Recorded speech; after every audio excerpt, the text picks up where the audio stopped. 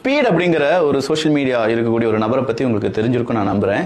அவர் காரை யாரோ ஃபாலோ பண்ணி டிவிகே, அவர் தான் சீஃப் மினிஸ்டர் ஆஃப் இந்தியா அப்படின்னு சொல்ற ஒரு வீடியோ ரொம்ப வைரல்.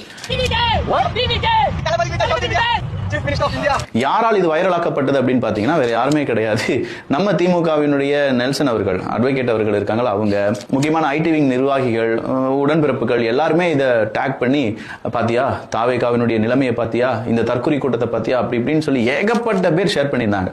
கடைசியா தாவேகாவினுடைய உண்மையான தொண்டர்கள் விர்ச்சுவல் வாரியர்ஸ் என்ன செஞ்சிட்டாங்கன்னா, டே அது மக்கு பயில்களா, அது வந்து ராங்குப்பா, உண்மையான வீடியோ தான் இருக்குப்பா அப்படின்னு சொல்லி உண்மையான வீடியோவை டெலிகாஸ்ட் பண்ணாங்க.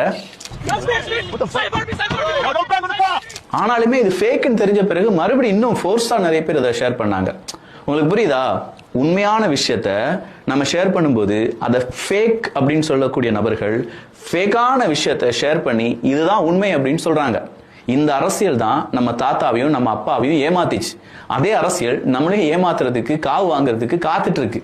உண்மையான விஷயங்கள் நடந்ததை நம்ம ஷேர் பண்ணோம்னா அது ஃபேக் அப்படின்னு சொன்னவங்க பொய்யான விஷயத்தை ஷேர் பண்ணி இதுதான் உண்மை அப்படின்னு சொல்லி நம்புங்கடா, 2 பேர் இல்ல, நாங்க 20 பேர் இருக்கோம், 200 பேர் இருக்கோம், 200 ரூபாய் வாங்கியிருக்கோம், நாங்க இதை ஷேர் பண்ணுவோம்னு சொல்லி அந்த பொய்யான விஷயத்தை ஷேர் பண்ணி உண்மையாக மாற்றக்கூடிய அந்த வேலைகள்ல ஈடுபட்டு இருக்காங்க. மக்களாகிய நாம 200 பேர் வந்தாலும் சரி, 200 ரூபாய்க்கு வந்தாலும் சரி, டோட்டலா உண்மை எது பொய் எது அப்படிங்கிறத கண்டுபிடிக்கக்கூடிய அந்த புத்தி கூர்மையோட நம்ம இருக்க வேண்டும். அப்படி இல்லையா அவங்களுடைய மாயாஜால வலையில் நாமும் சிக்கிக்கொள்வோம் என்பது குறிப்பிடத்தக்கது.